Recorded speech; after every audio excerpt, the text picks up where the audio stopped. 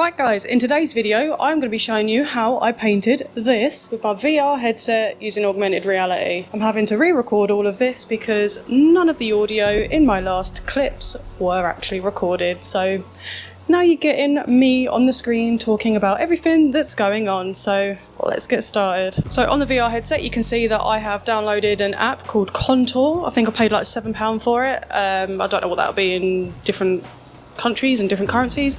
It's a little bit glitchy here, I don't know why it's being a bit weird, but basically all I'd done was use the Google Drive, logged in to my Google Drive through my headset and got the image that I wanted to use. I actually designed this on Procreate about 12 hours before this. I found this app was actually really cool. You put the controller up to the wall, click it, let go, and there it is. So there's just me playing with the settings, trying to work out what on earth I'm doing.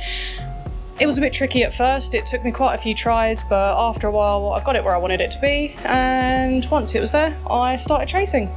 It did shift slightly while I was doing the outline.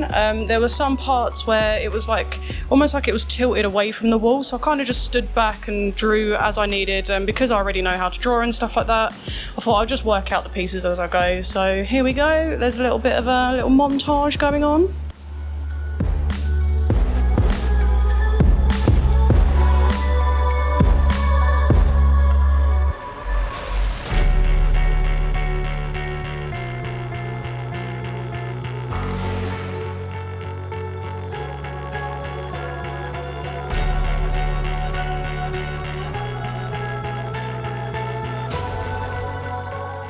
Here's me showing that my audio was awful.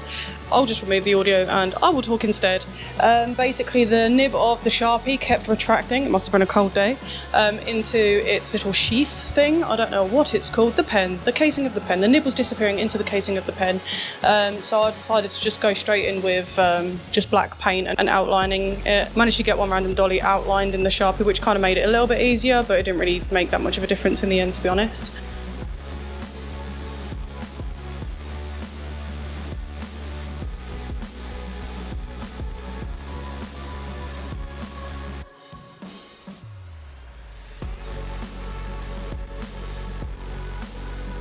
You could see that my effort for getting dressed drastically reduced throughout the days. I started off in my gym outfits and then I literally just stayed in my pyjamas and did the rest.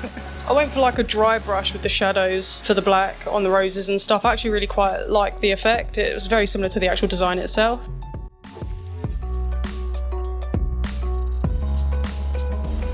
The pink was very see-through. I had to do so many layers on it.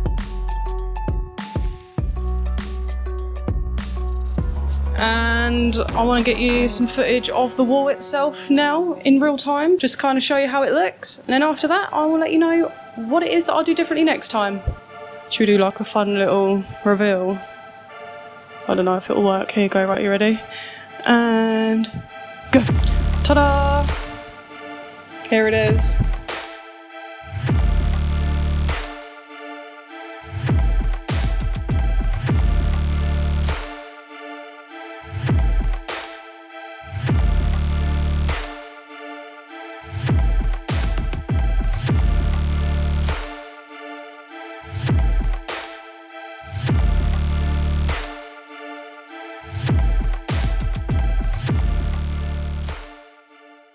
Right, so here's the wall. This is how it turned out. Overall, I'm actually really happy about it. I've had so many compliments. I've been so proud, I really have. Every time someone has like returned to the stream after not being around for a while, they're like, oh wow, that's really cool. And I'm like, yeah, I painted it. And they're like, what? That's insane. Like, it's a real good talking point of the stream at the moment.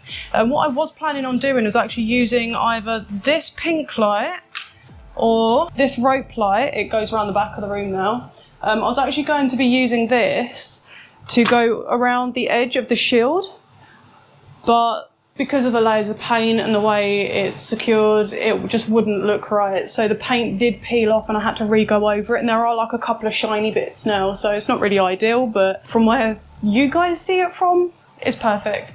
Now, if I was to do it again, I think one of the main things I'd make sure to do is to not move the stencil while it's on the wall. I think I did try to adjust it and I kind of got it wrong, so I just had to kind of, you know, wing it and fill the gaps. But I don't mind doing that because I've got quite an extensive history in drawing and art and things, so it's within my comfort zone to do that sort of thing. But if you're building a mural of your own using the same method, you want to make sure that you don't change where the projected image is, otherwise it's going to be a little bit difficult. But other than that, in terms of the actual VR headset, that's probably the only thing that I'd do differently, or to make sure it's all in the right place and doesn't move. In terms of the painting, I probably would have gone over with the Sharpie all the way around if I could have, and really filled in between the lines a bit more. It's a little bit blotchy and there are patches missing, but I was in so much agony by the time this was done. I just wanted it to be finished. But I definitely recommend this to anyone who wants to paint their own mural. It's super easy, it's super quick in comparison to doing it the old way, which would be like gridding or creating stencils and things like that. It's just a really quick and easy way to do it. So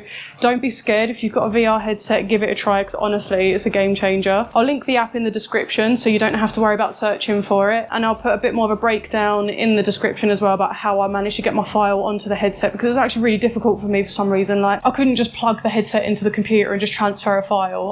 Apparently you can do that, but it didn't work like that for me for some reason. So the description will say about how I managed to get it all on there. But here's the wall. What do you think? I'm very proud of it. What do you guys think? I'm very happy. The funny thing is, I did all this and there's a potential we could be moving house anytime, so I'd have to be redoing it. But yeah, let me know what you think, guys. The next video is going to be all about how I use my dual system setup, how I use software, how I use all 3 monitors across the 2 computers, and all different things like that. So if you want to know how I do my setup, or if you want to see more creative projects like this, or even bigger projects in the future maybe, make sure you drop a sub and like, comment what you think. And yeah, I'm really enjoying doing these videos and I want to keep doing more for you guys, so let me know what you think.